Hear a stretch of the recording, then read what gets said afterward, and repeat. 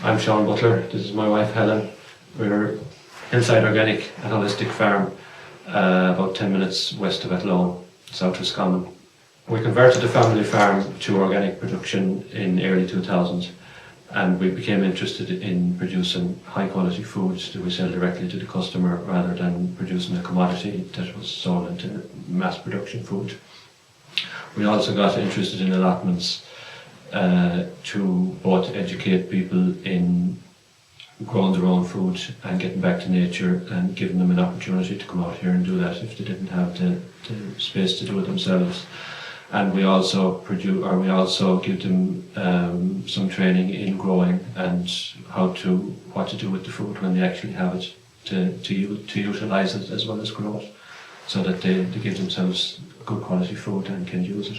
Our product essentially is organic beef and lamb and the provision of allotments for people to grow their own vegetables. But I suppose what we're trying to do is more than that.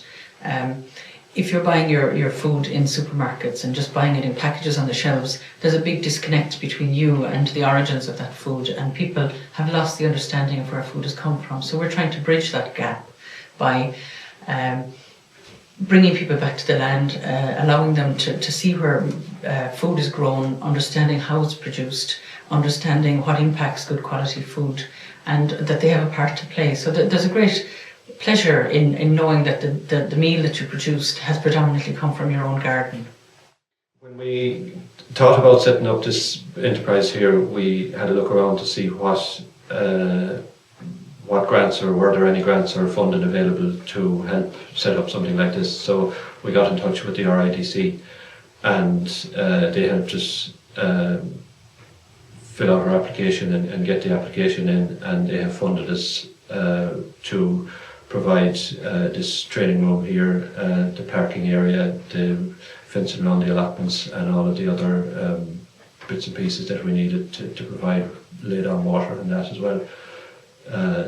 Without it, we couldn't have funded it all together at the one time ourselves, so it has been a big help to us to get that kind of money. For the future, we would hope to develop the allotment scheme a bit more, get more people in, get more meat sold directly to the customer than we're at the moment. Both of them are only just starting off slowly.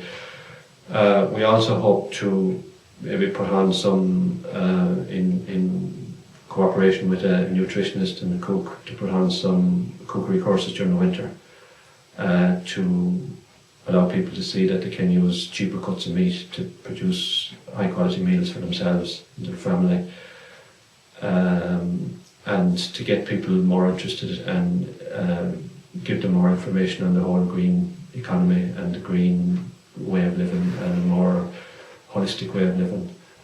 We've seen recently a lot of information about high processed foods and what they can do for us and what maybe we don't want them to do for us, or what we could keep ourselves more healthy by eating less processed, more environmentally friendly farmed and produced food.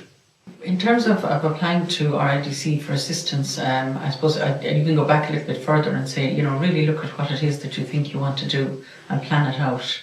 And then go talk to RIDC, talk to one of the staff there who will go through the idea with you, maybe point out some of the pitfalls from their experiences, from their knowledge, and they will then assist you in the completion of the forms. The leader application is extensive, but they will assist you in completing it. And then they will come visit, and they're available there to talk to all through the process, so that while you're doing the project, and again then at the end, the drawdown of funding is an extensive piece of work, but at the same time they are there to help you out.